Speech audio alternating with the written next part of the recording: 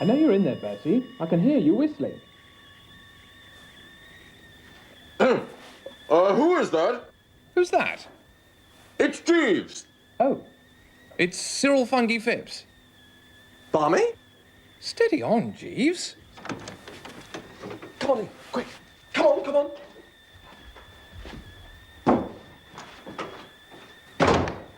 Most extraordinary thing. I was talking to your man Jeeves a second ago. No, it was me. Oh, he said he was Jeeves. No, it was me. I was pretending to be Jeeves. Oh, I see. Jolly good. Why? Well, I don't want my Aunt Dahlia to know that I'm here. I had a bit of a set to down at her place.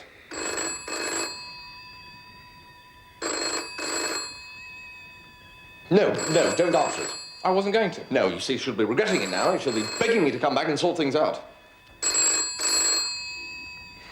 No, answer it. Pretend to be Jeeves. How? Oh, just sort of say you're Jeeves. Right.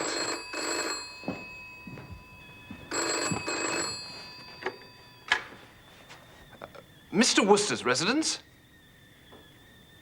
Where is Mr. Wooster? He's not at home, sir. I'm Jeeves. What do you mean, you think not? Oh. Who was it? Jeeves. Oh. Where was he? Just round the corner. Sent as an emissary, no doubt. Well, no, I'm sorry, but one can only do so much. What's an emissary? It's something that's sent. So what are you doing here, Barmy, anyway? Nothing really. Just came in for a smoke. Hope you don't mind. No, smoke away, Barmy. Smoke away.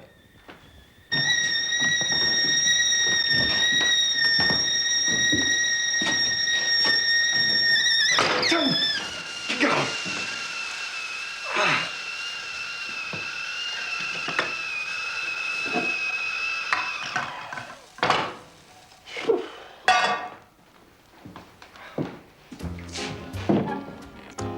Barmy, when you said you'd come in for a smoke...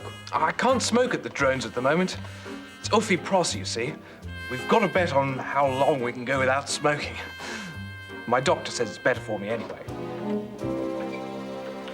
Good morning, Mr. Funky Phipps. Morning, Jeeves. Mr. Wooster? Morning, Jeeves. I'm just making some tea. Really, sir? Perhaps I could be... No. I may as well do it now that I've started. No, I've got quite used to looking after myself. It's surprising, is it not, sir, how much one can assimilate in a day?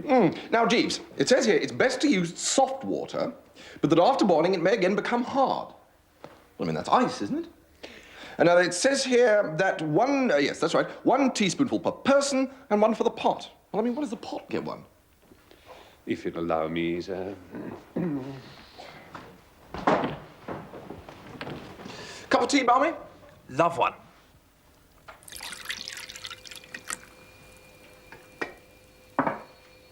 All right, Jeeves, get on with it. Sir? It is obvious to the meanest intelligence, Jeeves, that you have been dispatched here by my esteemed Aunt Dahlia to plead with me to come back to Brinkley. Same old emotional quagmire down there, I suppose. Yes. Tuppy grinding his teeth, Angela aloof, Uncle Tom off his feed, Madeline off her head, and Finknottle trembling at the thought of this prize giving. Well, I'm sorry, Jeeves, but Mrs. Travers will just have to sort this whole thing out herself this time. Very good, sir. I was, in fact, sent to try to persuade Monsieur Anatole to return, sir. Anatole the cook, Jeeves? Yes, sir. What? Not to persuade me back to Brinkley to restore peace and harmony to the inhabitants? Mrs. Travers made no mention of it, sir. Well, of all the nerve, Jeeves. And this is what they call gratitude, is it?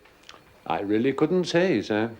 Well, I don't think I'm going too far, Jeeves, when I say that this just about takes the giddy biscuit.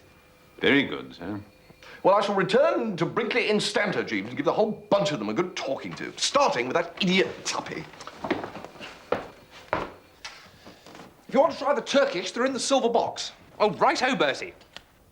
Toodle-pip. Cheerio.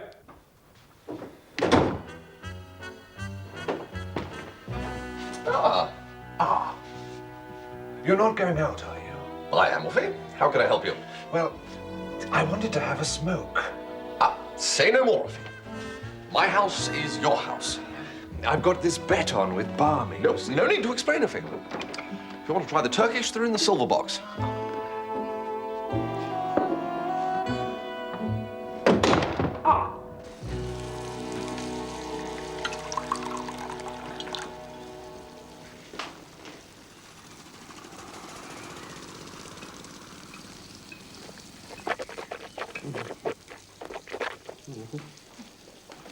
Am I not somebody, Mr. Jeeves? Undoubtedly, Monsieur Anatole. Then why they are making against me like bad peoples? Delicious velouté au fleur de courgette. Monsieur Anatole himself taught me to make it when he first stayed at our little hotel. Ah, but Madame has got so good of me many times over. Oh. A little more, perhaps, for Mr. Jeeves? We have a duty to look after our ladies and gentlemen, Monsieur Anatole. Look after? Am I the nursey? Am I the Nancy for the kiddies? No, this is not kiddies. No, no, no, no, no. Kiddies is nice. Kiddies is not stopping with the eats. Kiddies is not saying to us, a chap, poof, we not like you no more. We not eat your combustibles. Since time immemorial, Monsieur Anatole, it has fallen to the Gallic races to bring civilization to the rude northerly provinces of their empire. It's true. Anatole is civilian. Anatole is nice. It hasn't always been easy. Sometimes it has seemed impossible. But up to the time she went to Cannes, Angela loved me, you'll admit that. Oh, indisputably. But when she came back, she was just looking for an excuse to get rid of me. No. What would you want to get rid of you for? Well, obviously, during those 2 months, she's transferred her affections to some foul blister she's met out there. No. Well, I'll tell you one thing, and you can take this as official. If ever I find this slimy snake in the grass, I propose to take him by his beastly neck, shake him till he froths, and then pull him inside out and make him swallow himself. All right? My dear Tuppy, during those 2 months on the Riviera, it so happens that Angela and I were practically inseparable. If there had been somebody nosing around, I should have spotted it in a second. I see. So, no mixed bathing and moonlight strolls? No. Well, only with me. It was quite a joke at the hotel. But then I've always been devoted to Angela. Really? Oh, yes.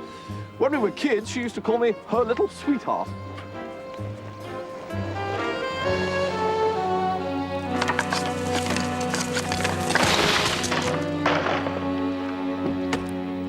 Ah, you're back.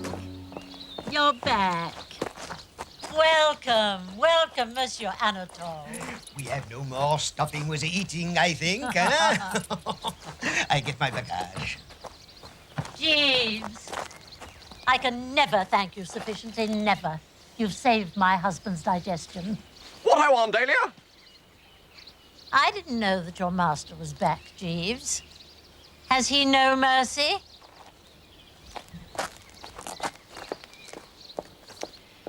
Jeeves, suppose that you were strolling through the illimitable jungle and you happened to meet a tiger cub. the contingency is a remote one, sir. Never mind. Let us suppose it. Very good, sir. Let us now suppose that you biffed that tiger cub. And let us further suppose that word reached its mother that you've done so. Now, what would you expect the attitude of that mother to be? In the circumstances, I should anticipate a certain show of disapprobation, sir. Yes, very good, Jeeves. Very well put. Now, let us suppose that recently there'd been some little coolness between the tiger cub and the tigress.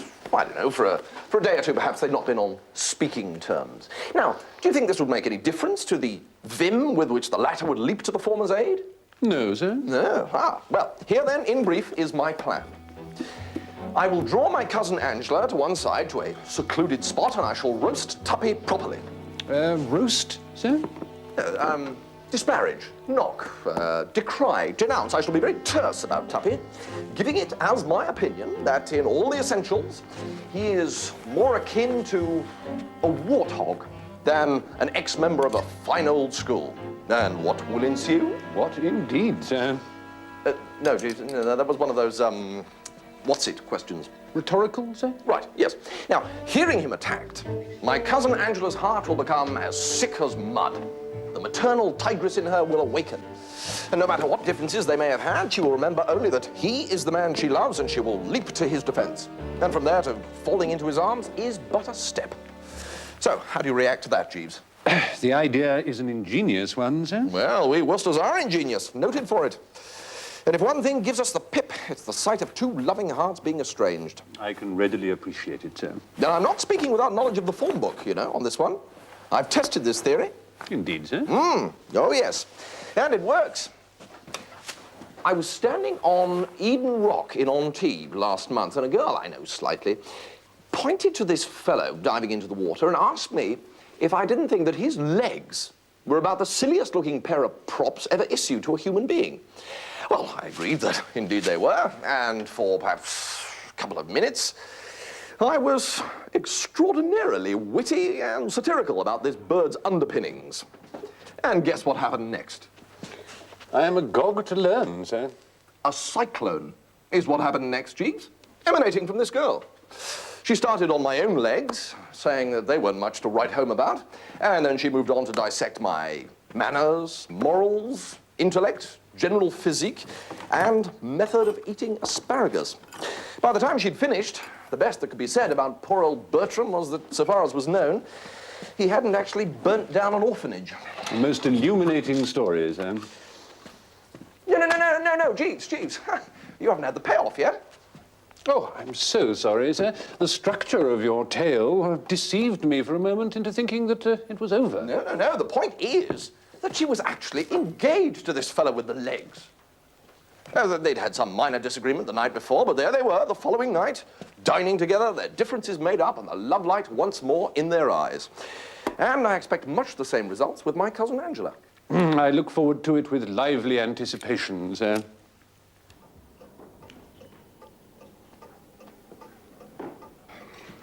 Care for a saunter, Angela, old girl? Love to, Bertie, darling. Good, eh? Shh. Tom's listening to the news. I have much to say that's not for the public ear.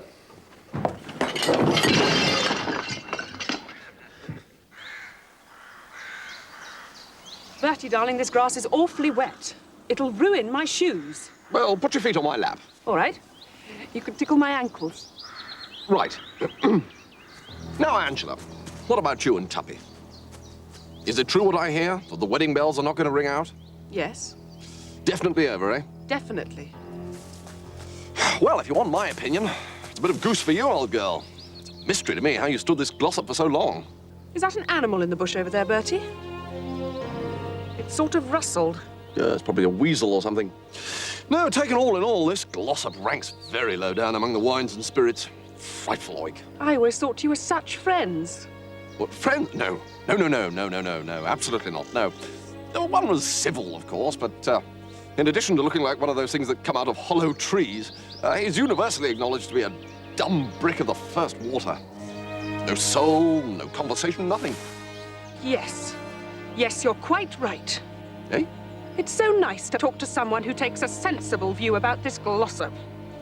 Well, He's conceited and opinionated.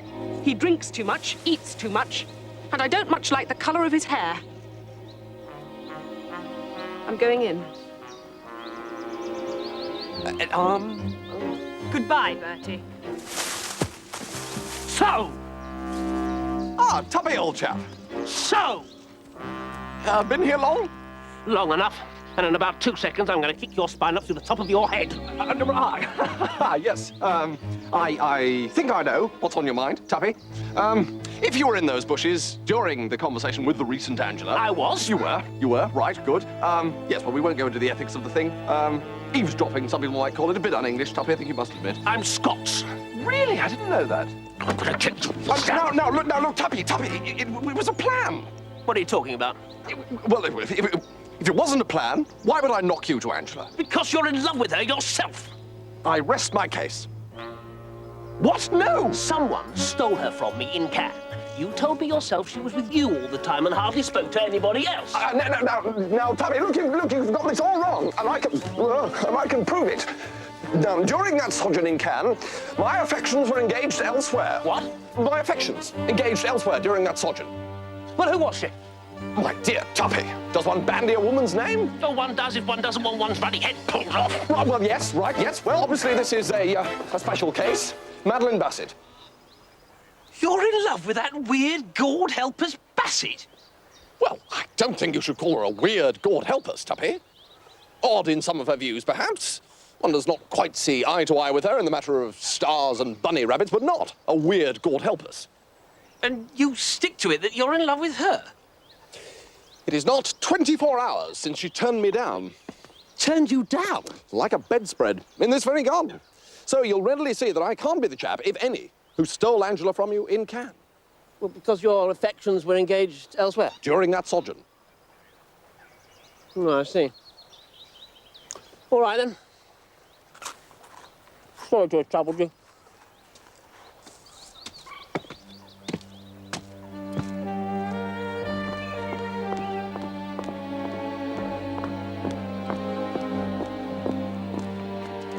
Wasn't just you. What about the things Angela said? Well, she obviously spotted you in those bushes and was just talking to score off you. She adores you, Tuppy. She worships the ground you tread on. Bertie, if you should see Mr. Glossop, perhaps you would give him these. It's nearly 6 o'clock and he hasn't eaten a morsel since tea. Oh, I know.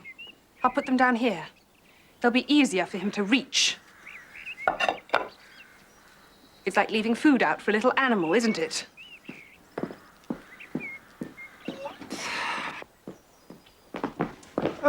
Angela?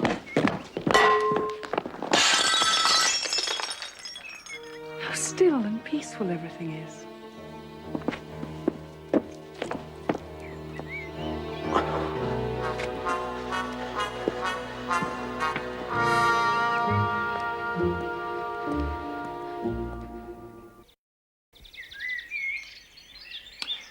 Jeeves, I have decided that Tuppy and Miss Angela will have to disentangle their own affairs. Today is the day for finally clearing up the whole Gussie-Miss Bassett imbroglio. Indeed, sir. Where we've been falling down in the past is in not keeping it to the forefront of our minds that in Gussie Fignottle what we are dealing with is a poop. A sensitive plant might perhaps be a kinder description, sir. A poop, Jeeves. And what's more, a poop who drinks nothing stronger than orange juice. I was not aware of that, sir. Oh, yes, Jeeves, I've had it from his own lips. Whether from some hereditary taint or because he promised his mother he wouldn't, Gussie Fignottle has never pushed so much as the simplest gin and tonic over the larynx. And he expects, this poop expects, Jeeves, under these conditions, to propose marriage to the girl he loves. Well, I mean, one hardly knows whether to smile or weep. What? You consider total abstinence to be a handicap in a gentleman wishing to make a proposal of marriage, sir? Oh, dash it, Jeeves, use your intelligence. Were it not for the juice of the grape and the grain, weddings would be a thing of the past. Proposals but a dim memory. Without it, Jeeves, we babble.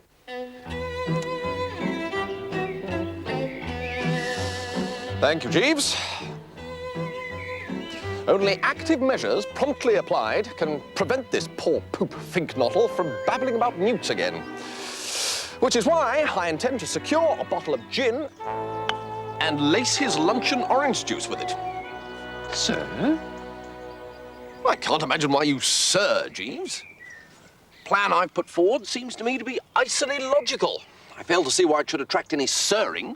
No, sir. Let us hear your objections then, Jeeves. A certain amount of risk is inherent in your stratagem, sir. It is not always a simple matter to gauge the effect of alcohol on a subject previously unexposed to such stimulants. It can have distressing results in the case of parrots. Parrots? I'm thinking of an incident when I was in the service of the late Lord Brancaster, a gentleman who owned a parrot. One day it happened that the bird was lethargic, sir, and his lordship offered it a portion of seed cake steeped in the 84 port. Good egg. The bird bit his lordship on his thumb and sang part of a sea shanty. It then fell to the bottom of its cage and remained there for some considerable period of time, with its legs in the air, unable to move. I merely mention this, sir. There's a flaw here, Jeeves. Do you know what it is? No, sir. Gussie isn't a parrot. True, sir, but... No more discussion, Jeeves. He's a poop. Very good, sir.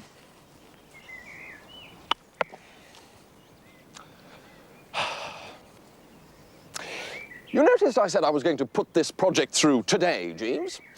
Why do you think I said today? Because you feel that if it were done when 'tis done, then 'twere well it were done quickly, sir? Partly, Jeeves, yes, partly. But the chief reason is that today is the day of the prize giving at Market Snodsbury Grammar School. We shall, by lacing the juice, not only embolden him to propose to Miss Bassett, but also put him so into shape that he will hold that Market Snodsbury audience spellbound. I see, sir.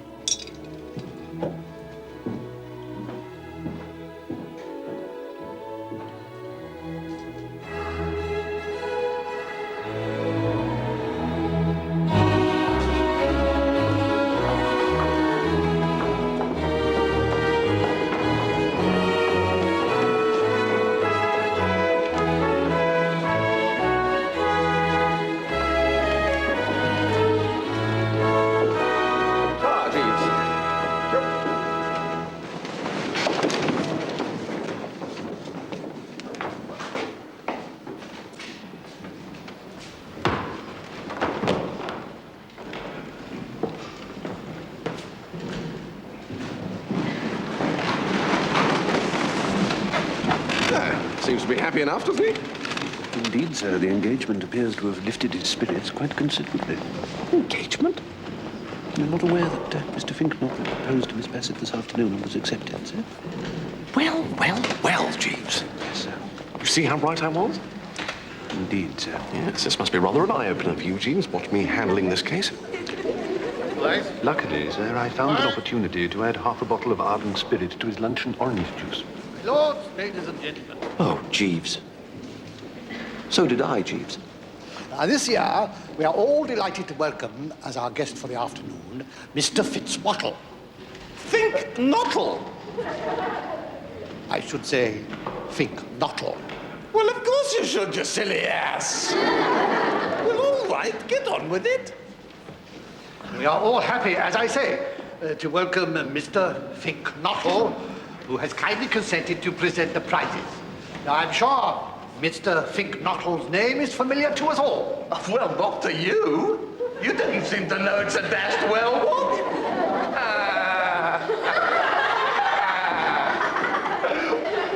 I know.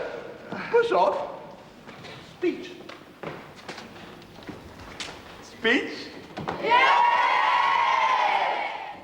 Boys! No, I mean, ladies and gentlemen and boys. It's a beautiful world, boys and girls, ladies and gentlemen, lords and things. I mean, the sky is blue, the birds are singing, there's optimism everywhere. And why not, girls and ladies? I should like you all to be upstanding and give 3 cheers for this beautiful world. Up you get. Hip, hip, hooray! Hip, hip.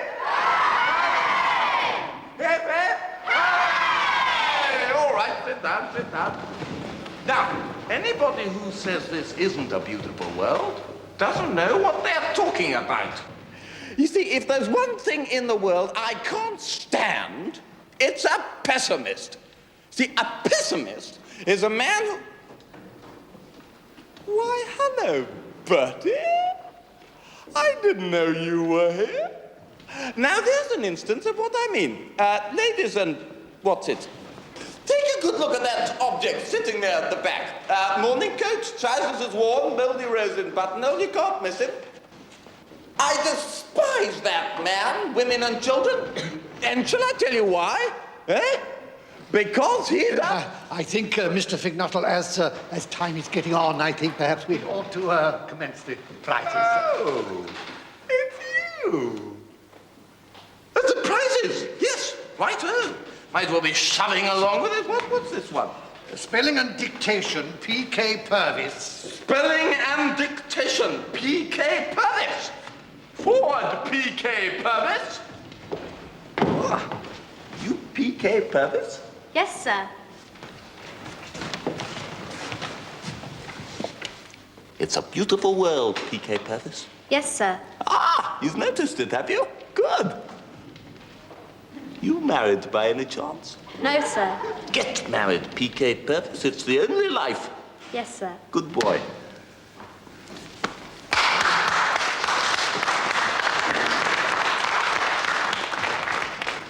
Right, Headmaster, what's the next one?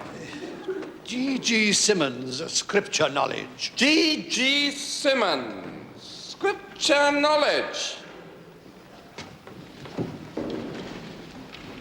So, you've won the scripture knowledge prize, have you, G.G. Simmons? So, yes, sir. Yes. You look just the sort of little tick who would. And yet, how are we to know that you came by it in an open and above-board manner?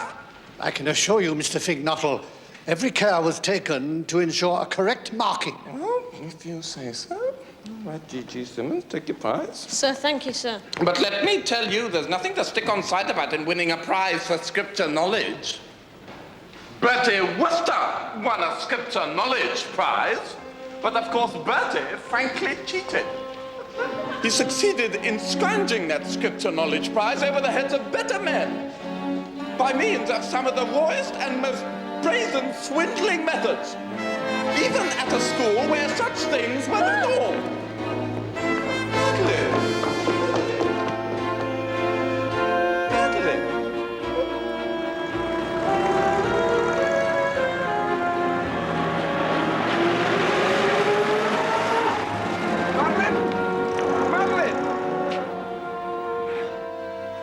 You will not be surprised to learn, Jeeves, that Madeline and Gussie are no longer engaged after the fiasco of the prize giving. Was there much more after I left?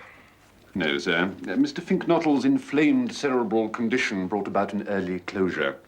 He returned to the theme of Master G.G. Simmons and his Scripture Knowledge Prize, hinting at systematic cheating on an impressive scale. He even went so far as to suggest that Master Simmons is well known to the police. Oh, golly. Yes, sir. Not our finest hour, Jeeves. No, sir. Door, Jeeves? Yes, sir. That may be Mr. Finknottle now. Oh, it's not you. Hello, Tuppy. Mr. Glossop. If you'll excuse me, sir. You remember what I swore I'd do to the chap who stole Angela from me? Well, as nearly as I can recall, you were going to pull him inside out. And make him swallow himself, correct. Well, the programme holds good for the newt bloke. The newt bloke? Gussie? The serpent Finknottle. But Gussie loves Madeline Bassett. You can't all love this blasted Bassett. It astonishes me how anybody could love her. No, Finknottle loves Angela and she loves him. Oh, that is absurd. Absurd, is it? Well, then perhaps you'll kindly explain to me how she happens to be engaged to him. Engaged? Tuppy, you could knock me down with an F. There must be some mistake. There is. The snake Finknottle's just made it.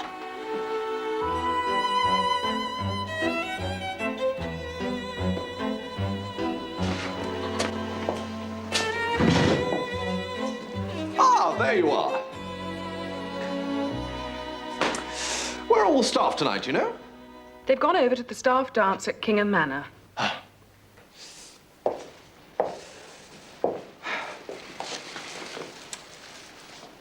So, it appears that you've gone and got engaged to the Gussie. Quite right. We're in love. Oh, come now, Angela. Gussie's a splendid chap in many ways. If you've got a sick newt on your hands, well, Gussie's just the fellow to tell you what to do until the doctor comes. But honestly, old thing, you could fling bricks by the half hour in England's most densely populated districts without hitting one girl willing to become Mrs. Finknottle without a general anaesthetic. Well, I thought it would be fun. Well, I'm surprised at you, young Angela. No wonder they say, oh, woman, woman. Who do? Well, chaps mostly. You know you're potty about Tuppy. For goodness sake, Bertie, go away and boil your head. Well, now, Angela, if you'll permit me to observe. No. Very well, then. I shall say no more.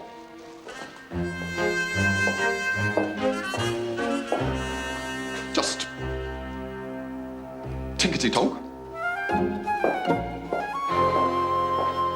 I say, Jeeves, do you know what's happened? Mr. Finknottle has got himself engaged to my cousin Angela. Gentlemen who are discarded by one young lady are apt to attach themselves without delay to another, sir. It is what is known as a gesture. My Uncle George... Oh, never mind your Uncle George, Jeeves. No, sir. Save him for the long winter evenings, eh? Just as you say, sir. We must concentrate on rescuing Gussie. Go forth and scour the neighbourhood. I don't think that will be necessary, sir. Mr. Finknottle is here. Mr. Finknottle, sir? Gussie? Is that door locked? Yes, sir. Let me in, blast you! Who's on this door? What's going on? Are you in there? What do you think you're doing? Listen, if you don't open up, I'm going to jolly well break this door down!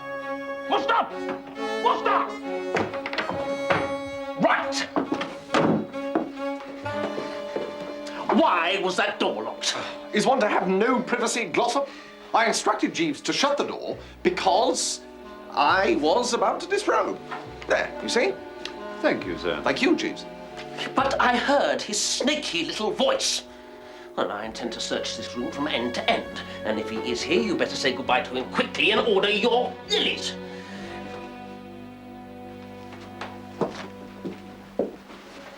What's in this cupboard? Just clothes. The usual wardrobe of an English gentleman. You're lying. Ha. Ha. Ha.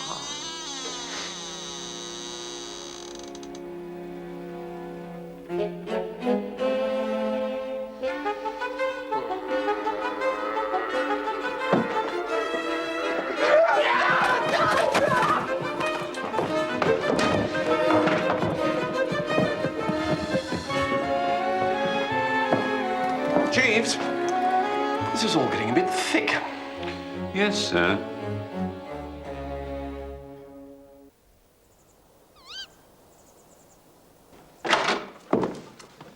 Ah, hello, Aunt Dahlia. Bertie, give me a drink. Anything, so long as it's strong. Approach Bertram along those lines, Aunt Dahlia, and you catch him at his best. Attila. That's the name, Attila the Hun. Eh? I've been trying to think all through dinner what it was you reminded me of. Oh, now look, after everything I've done... Angela tells me she's going to get engaged to this spink bottle. Well, temporarily, yes. So there it is. My only daughter, for whom I had dreamed of a wonderful golden future, is going to marry an inebriated newt fancier. Well, Aunt of my heart, yes, I can't but agree that things are not too oojar come spiff at the moment. Yes, Jeeves? A note for you, sir. From whom, Jeeves? From Miss Bassett, sir. What does Madeline Bassett want to write to me for? Open the damn thing and see.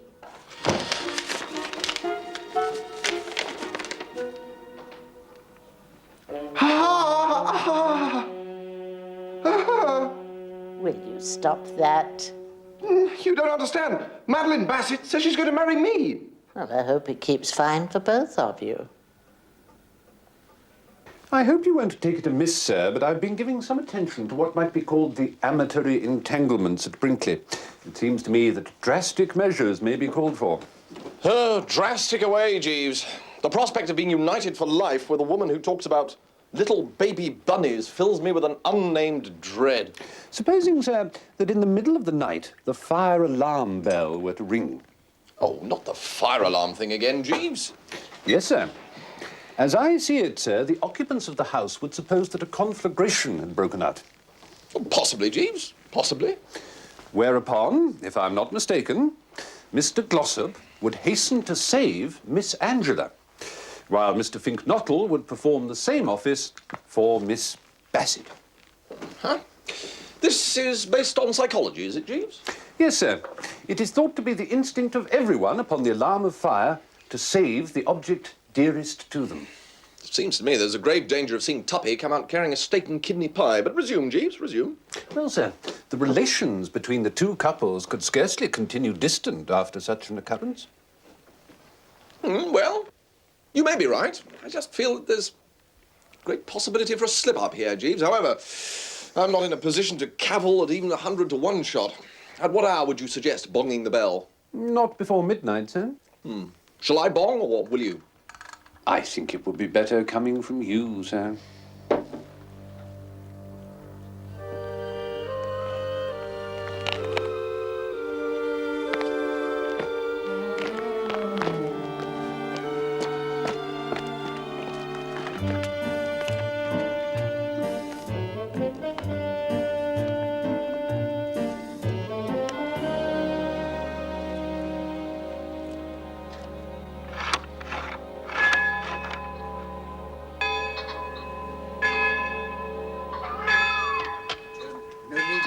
I'm not bothered. Don't be silly. It's the fire. You could smell smoke.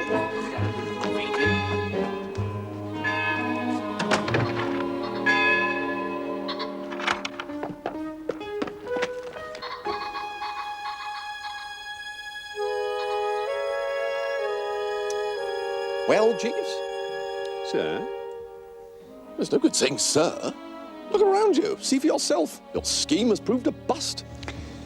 Certainly it would appear that matters have not arranged themselves quite as we had anticipated, sir. We, Jeeves?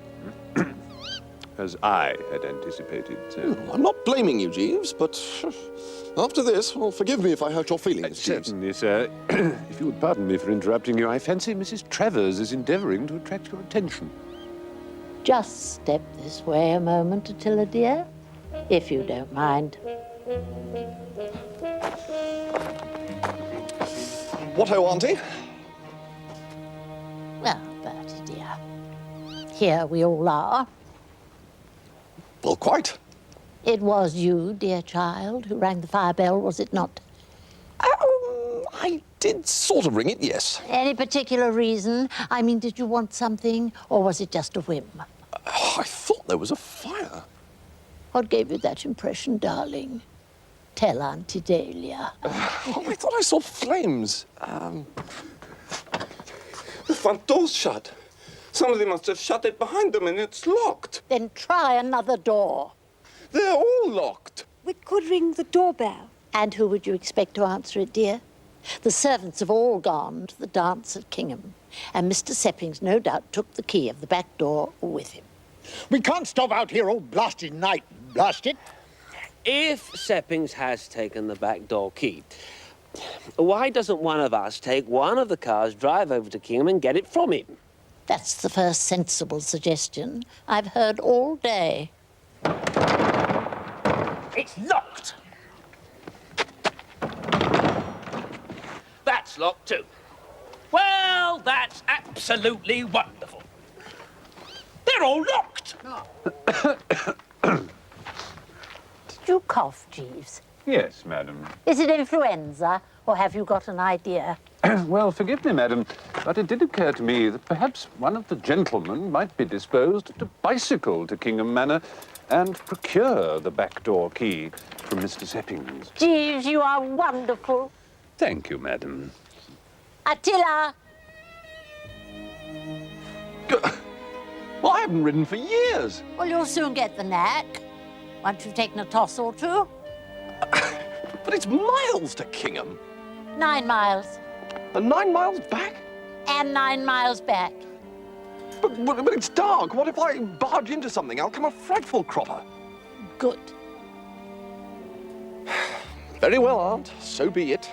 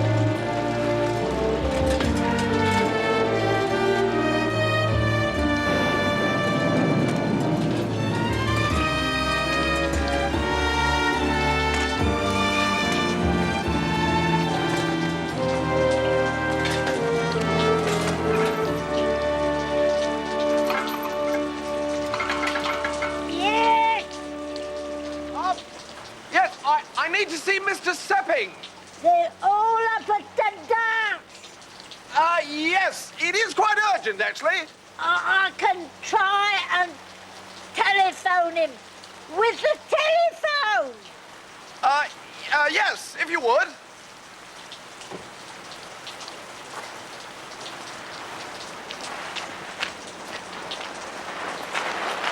Why, Mr. Wooster, sir. Seppings, I need the key of the back door. Oh, well, Ness's, I left it with Mr. Jeeves. Jeeves? He said he wanted to walk in the garden before retiring for the night. He was going to leave it on the kitchen windowsill for me. Mr. Wooster?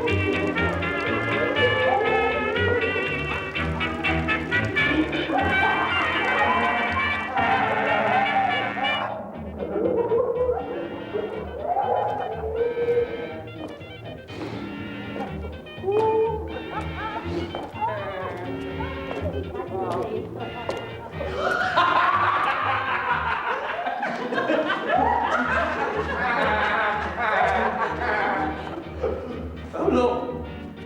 He's back.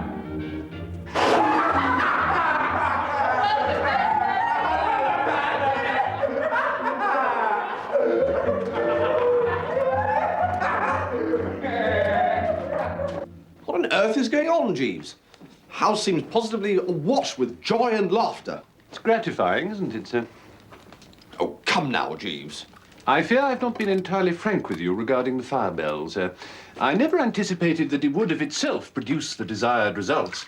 I'd intended it merely as a preliminary to what I might call the main business of the evening. You gibber, Jeeves. Explain yourself. It occurred to me that were you, sir, to be established as the person responsible for the ladies and gentlemen being forced to spend the night in the garden, everybody would take so strong a dislike to you that in this common antipathy they would sooner or later come together.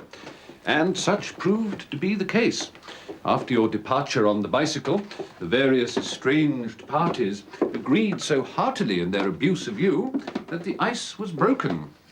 And when I informed the ladies and gentlemen that I had found the key, and it was borne in on them that you were having that long ride for nothing, and there was a notable lessening of tension. Oh, there was there? Of course, the rain was a bonus. Of course. As soon as the storm began, their animosity vanished completely. Mr. Glossop and Miss Angela are once more betrothed, sir. Oh? And what about Miss Bassett? Do I still have to marry her? Oh, no, sir. Miss Bassett is once more safely affianced to Mr. Finknottle. Phew. Well, praise be, Jeeves. Indeed, sir. Although, if you'll forgive me for saying so, your methods are a little on the rough side. Well, sir, one cannot make an omelette without breaking eggs. I say, an omelette, do you think you could get me one? Certainly, sir. Perhaps with a little half-bot or something? Undoubtedly, sir. Righto, Jeeves.